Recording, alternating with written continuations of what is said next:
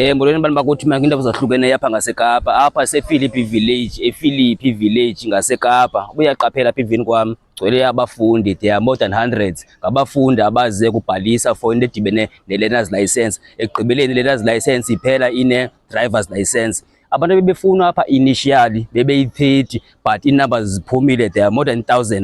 Learner's license program yethu, le program sinayo, it's a national program. This is an opportunity for umntu wonke aze azozibonela uba kwenziwa ntoni, but sizawuthetha ngoku nabantu abaphetheyo okanye isiphatha zamandla zalapha zisicacisele kakuhle uba ngaba le program iqala njani and iqalwa ngabantu abathini okanye i-age group ithini. As courses and as workshops will be helping you to upskill you. I'm talking about AI, I'm talking about creating online store, I'm talking about digital marketing, learning how to sell online. Bebephume ngobuninzi ligqatsa ubhobhoyi likhupha inhlanzi linjalo ilanga, abadala nabancinci ubukhulu becala ngabo bangenzi into kulonyaka nakwiminyaka embalwa edlulileyo. Zibalulekile impepha zokuqhuba ingakumbi xa isenziwa mahala.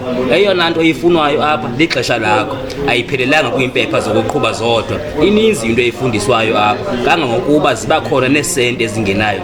Bavuseni bazali nebathumele, kungenzeka ubomi bomntu bungatshintsha apha ngolwimi lasemzini.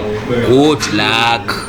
Ngokuba singathi abantu bakuthi ba-desperate, abekho desperate, qha badinga opportunities ezifana nezi. Siyabulela mani kubantu aba-organizayo okanye abathathe uxanduva kokuba bazi apha. Siyayazi abantu abazi apha basuka kwiindawo ngeendawo, Philippi, Samora Machel, Nyanga, Crossroad, Khayelitsha, nakwiindawo ezisemfuleni, Budanoni. So baninzi abantu abalapha. Ndizama ukuthi abantu abekho desperate qha banidi opportunities. Siyavuyela, siyayibulela kokuba abantu bade banikwa uncedo olunje kuba kaloku bafuna ukuphuhlisa amakhaya wabo nobomi babo.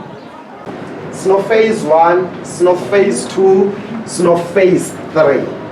So phase 1, what you need to do, we have a platform yethu, and then you create an account. You will have access to e-short courses as part of the platform.